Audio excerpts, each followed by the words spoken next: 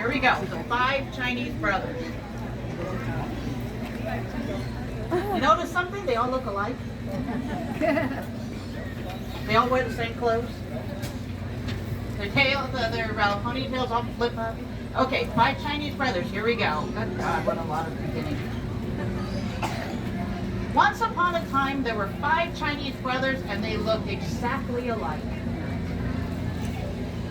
They lived with their mother in a little house not far from the sea. The first Chinese brother could swallow the sea.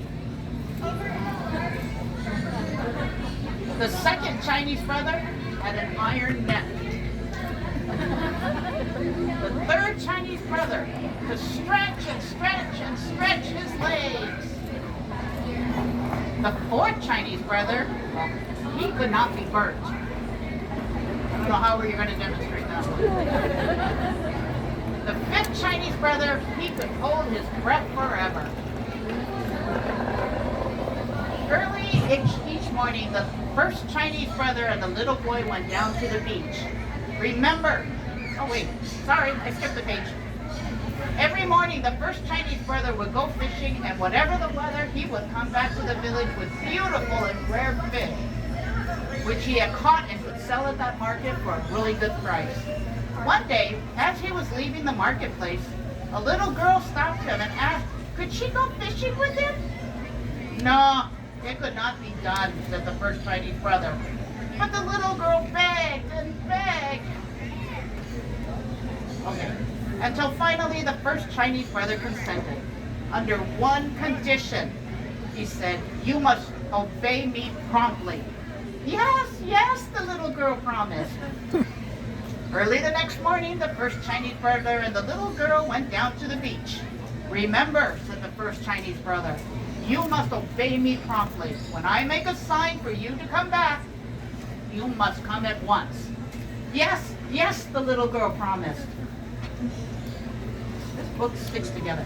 Then the first Chinese brother swallowed the sea. And all the fish were left high and dry at the bottom of the sea, and the treasures of the sea laid uncovered. The little girl was delighted. She ran here and there, stuffing her pockets with strange pebbles, extraordinary shells, and fantastic algae. Why would you want algae? Near the shore, the first Chinese brother gathered some fish while he kept holding the sea in his mouth. Presently, he grew very tired. It is very hard to hold the sea, so he made a sign with his hand for the little girl to come back. The little girl saw him and paid no attention. So he's trying really hard to keep that sea in his mouth. The first Chinese brother made great movements with his arms that meant, come back! But did the little girl care? Not a bit. She ran further away. Then the first Chinese brother felt the sea swelling inside him, and he made desperate gestures to call the little girl back. But the little girl made faces at him and fled away as fast as she could. Uh-oh. Then the first Chinese brother held the sea until he thought he was going to burst, and all of a sudden the sea forced its way out of his mouth and went back into the bed, and the little girl floated away all the way to Japan, where she decided to stay. When the first Chinese brother returned to the village alone, well, where's the little girl? They arrested him and put him in prison. He was tried and condemned to have his head cut off. On the morning of the execution, he said to the judge, Your Honor, will you allow me to go and bid my mother goodbye? It is only fair, said the judge. So the first Chinese brother went home, and the second Chinese brother came back in his place. All the people were assembled on the village square to witness the execution. The executioner took his sword and he struck a mighty blow. But the second Chinese brother got up and smiled.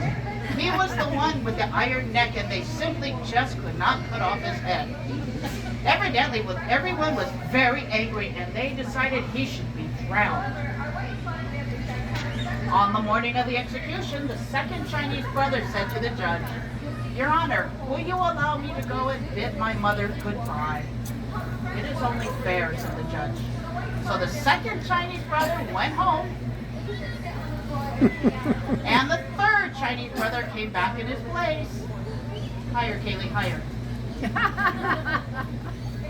He was pushed on a boat that made for the open sea.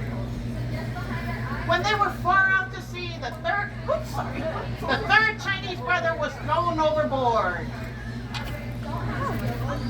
But he began to stretch and stretch and stretch his legs all the way to the bottom of the sea.